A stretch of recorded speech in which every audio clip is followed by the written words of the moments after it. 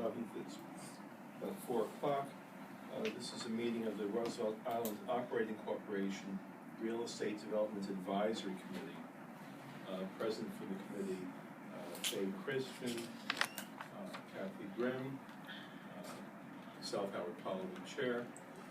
Present for the, and also Erica Lewandowski.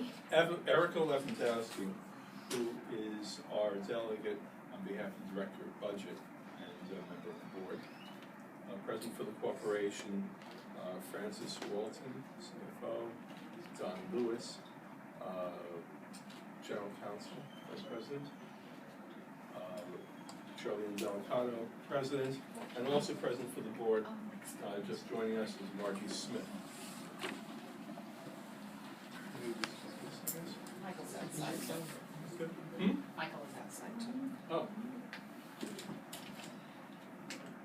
Well, pause for a moment, but the sole agenda item that's scheduled is my call for an executive session to consider an agenda item on our meeting later today, which is authorization and consent to assignment of lease by Northtown Roosevelt LLC, Eastwood tenant, to DSREP UA Roosevelt Landings LLC, and no? All right. Oh, my mistake. Oh, excellent. That's what happens when you look at the agenda very quickly.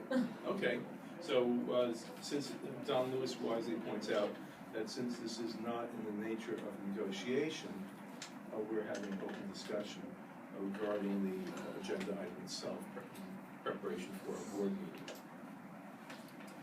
So, we also need Colleen Barbara Brown is our outside counsel. okay. Hey, Mike. Review the transaction. Let's just pull up a chair. That's okay. Michael didn't mean to.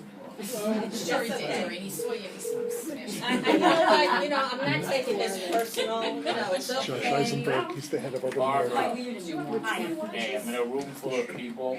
Howard Polly, who's the chair of the Nice guy. committee, just to introduce everyone. We're getting ready to get started. I have mentioned to everyone, this is Barbara Brown from Carter Ledger, who is our outside counsel, who reviewed and advised us on the transaction and who has offered to be available to help answer any questions that the board and anyone else may have.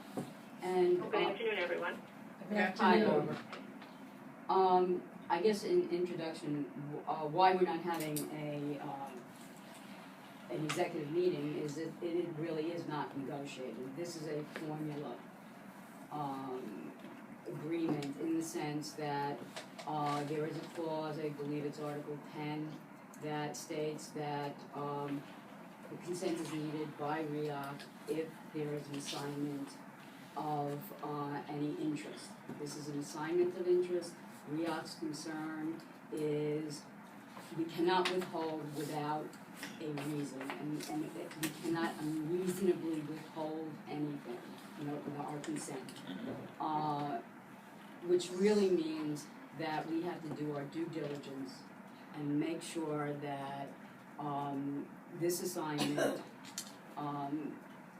keeps the status quo in the sense of the ground lease, that nobody's hurt, that we get a transaction fee, which is done by formula and really is not negotiated, which will be in the amount of $2.7 million. That we make sure that the viability of the company that that's being assigned to is able to continue the good work. One of the other things in this assignment is that Urban America will continue as property manager. Doreen will continue as director, and she will continue to give the good service. And this is really solely a transaction that was contemplated within the agreement, the ground lease itself, totally allowable, totally really just a matter of crossing the T's, dotting the I's on everybody's parts. We've done it.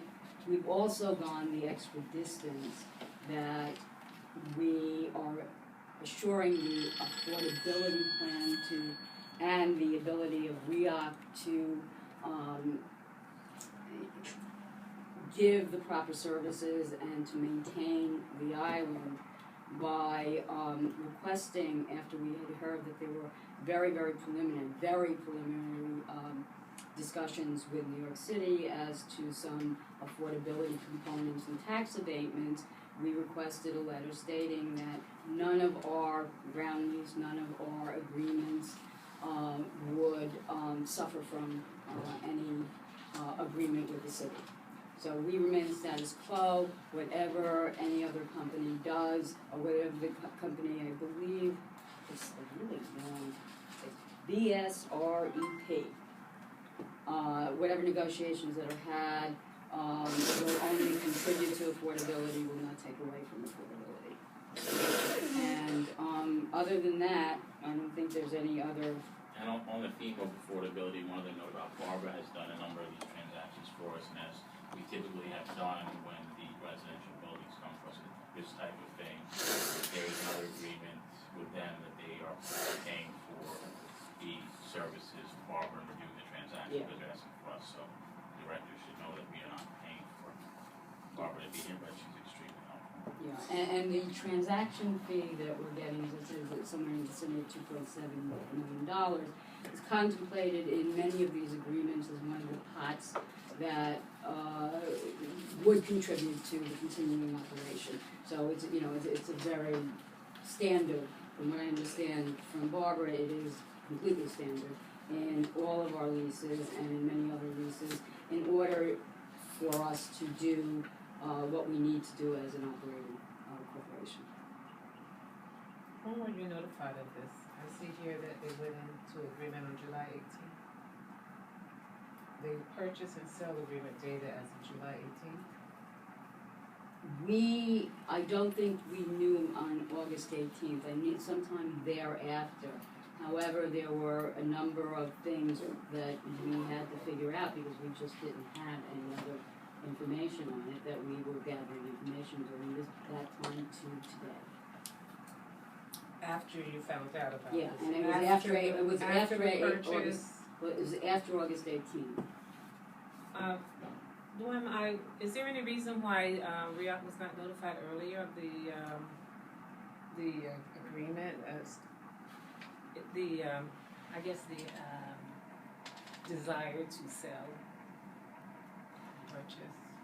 Doreen, it's just a matter of, Katrina, you know, for me, it's just a matter of being informed earlier that the transaction is going to take place, or you're thinking about doing this, because as Charlene said, is that it's just a matter of it has been agreed in the past. It's something that we have to do from the past, I guess you'd say, agreement.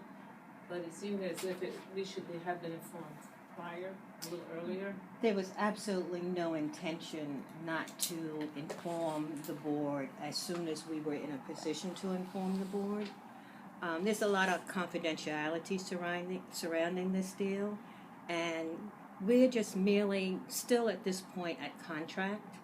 And should this deal go south for some reason, we would need to be able to start again, and we wouldn't want the exposure of all the terms and conditions of this deal exposed to the public. It's no slight whatsoever to this board in any shape, form, or fashion. No, I wasn't asking for any okay. general information. It's just, this is what we're doing. Because things like this seem to happen quite a great deal of those. It seems as if you're informed later rather than earlier. Well, but if I understand Doreen correctly, this is not final yet. Yes, I heard that, but I'm looking at this thing here that says, well, it's a purchase and sale agreement. Okay, agreement. I see the word agreement here. Okay. So, you know, just by agreement, all terms are not final, even today. So, this is one of the many moving parts in the second transaction, which I gather is quite complex. the tape is running. Doreen, you're here, could you introduce your patrons? Yes, would be my pleasure to do that. Those of you who know me, I'm Doreen Isling. I'm the portfolio manager for Urban American. With me is Joshua Eisenberg, one of the principals of Urban American. Sitting next to him is Jonathan Moore, VP of Brookfield. That's right. Yes. Okay. This time, What's your official title? I'm a vice president of investments with Brookfield.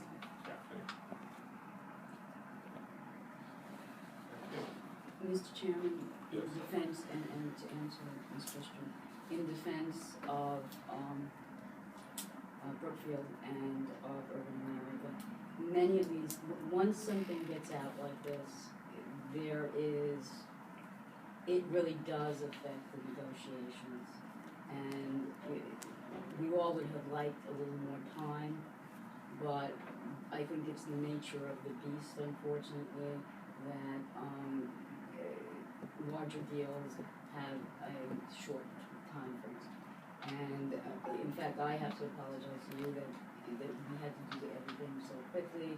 It is a matter of banks, etc. It's very much like a house closing. When they set the time, and then all of a sudden everybody has to move, and it's not so different. But as to not talking about the negotiations, it was so preliminary at first. To tell you the truth, we heard a rumor, and we called, and Doreen was put in somewhat of an awkward position because it was so initial that there wasn't yet. So it was just a little defense aspect of it. Okay. So one of the key actions that REAC has undertaken is to secure a memo, which is appended to our Yes. board material, which explains that the assignment will not result in a change in condition for the existing tenancy, both in terms of management and in terms of their lease agreements or any other agreements that may be in effect, including the Section 8 subsidies, including the existing LAP program. So that's important news that, as far as I'm concerned, that we have that assurance.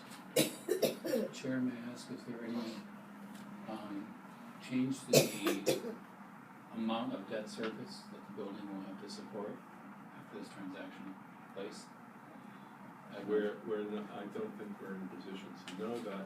We see that there is an offset allowing that the existing mortgage is being paid off. It offsets the otherwise existing charge.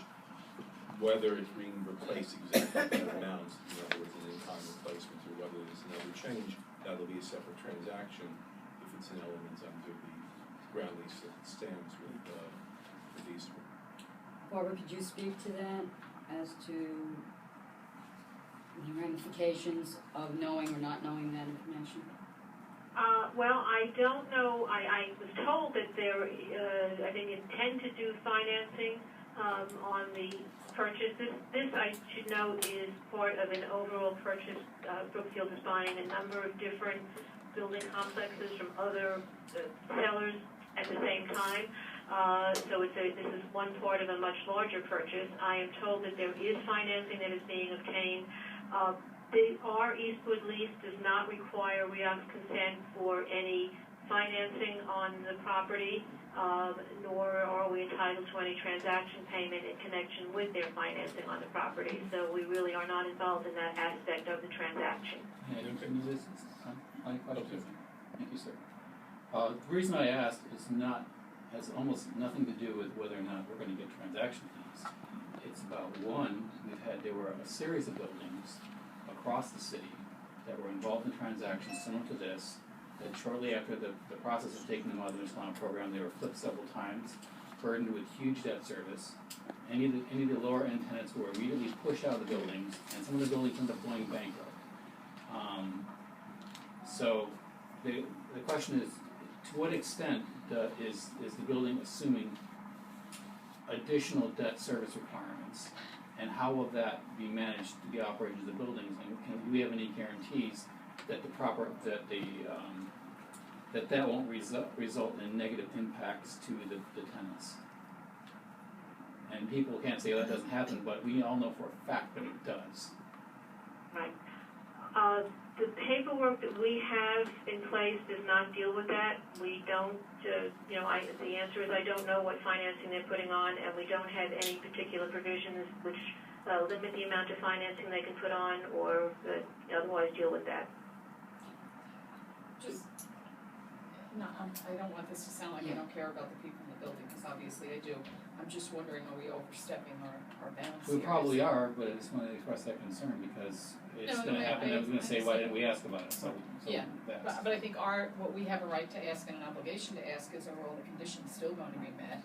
And if we're being assured that they are, and then as far as the financial part of that, there is this transaction fee that's already been agreed to. I think we sort of, So there's our nothing we can. obligation So ends at at that. bottom line, there's nothing we can really do about it. No, and I think maybe the question really is, and this is a question for you, Barbara, are there clauses and abilities within the ground lease and other agreements that would allow us to take some action if in fact there, as Michael says, that there was a financial issue coming up?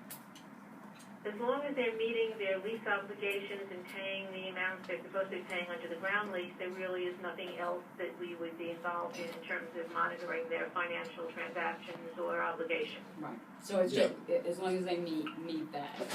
and meet the requirements Well, of Section 8, for the example, building some of the requirements. contentious issues in that particular building right now has been like sub-metering, and the building has tried a number of times to put down tenants without doing the appropriate efficiency improvements to the building, which would be financially devastating to most of the people in the building because the building is so energy inefficient. The cost of running that building was very high. Partially because the prior administrations didn't monitor the programs, the capital programs under which they were under, which is history part of this, but it's a fact that exists. And in fact, one of our prior administrations who came here from the organization that was supposed to be doing those checks, those inspections and checks, and didn't do them under her administration in the city. So if they're assuming a larger debt burden, and they're going to try to push off some of the operational expenses by, again, further pursuing the sub-metering, pushing those costs of the common areas as well as the inefficient apartments back on the tenants again, that's a negative impact they're going to have to the tenants that we have no control over and nothing to say about it. So. No, I understand your point. Because these are some of the things that I had brought up when we initially did the agreement to allow them to come out of Itchalama. These protections should have been in place, and they were not in place, and there were some abuses at the time, shortly after they came out. And at that time, I was the one who voted against the original deal because these protections were not in place. But again, wasn't that DHCR's Yes, obligation, not ours? and they didn't do it. So. The consent. Things I don't like. A lot of things you don't like, but again, there's nothing we can do about this, but. To delve into that issue, which is not an issue of assignment per Yeah. se, would not be within the ground lease. It says that it can't be unreasonably withheld or delayed. Or condition. Or conditioned, So there's nothing we can do about it. Okay. I'm fine with it. I don't inherently think it's going to be a bad thing. I'm kind of optimistic about it. But I understand your concerns, but It's just the for the understanding, the management company is staying in place. The ownership is changing, and they're changing the finance step, which means they're pulling money out. So that means that the building has to generate more revenue to support the same debt service. Now that money has to come from somewhere. So either they think they're going to have a large step up in rents or a major decrease in operational expenses to cover that debt service. Doreen may want to say something. I don't mean to interrupt, but I think that if Mr. Eisenberg can be allowed to explain briefly the structure of the deal, Okay. I think we'll be able to very easily put your fears to rest. Trust me, we are in superb footing here. Our future looks extremely bright. We are very, very excited about this merger of the two companies. It's a win-win for the residents. It's a win-win for urban American. It's a win-win for Roosevelt Island. Unfortunately, at this point, you probably don't have every piece of information that you would like to have, and for that, we are sorry, but with what information we can share with you right now, we'll be glad to put your fears to rest. I can assure you, a vote for us would not be a bad vote. It is a wonderful acquisition and a change for these residents. I cannot say it enough. I've been here a long time, guys, and I'm really, really excited about what the future looks like, especially for our Section 8 residents. And our seniors and our handicapped. well, everybody. We're just one family. I don't identify them by a rank, name, and serial number. They all come from one pot, and they're our residents. And as you know, we've been community-minded. We're going to continue to be community-minded. Nothing about that is going to change. We've always led the way in all of your island activities. We're going to continue to lead the way in your island activities. Residents are our first priority. But let me just back up a moment, because I think that if Mr. Eisenberg can explain to you briefly the financial structure, that might put you at ease. That would help, but just Okay. Part of it is you have been very involved in the community, and we have been able to do a lot of these things. And when we look at this deal, it's this basically just financial engineering. Mm-hmm. Then the question is again, if they're pulling money out, there's a greater debt We burden got on the the question. community. We got the question. Let us answer the question. Okay. Okay. Let's hear. Let's hear returns. So just to clarify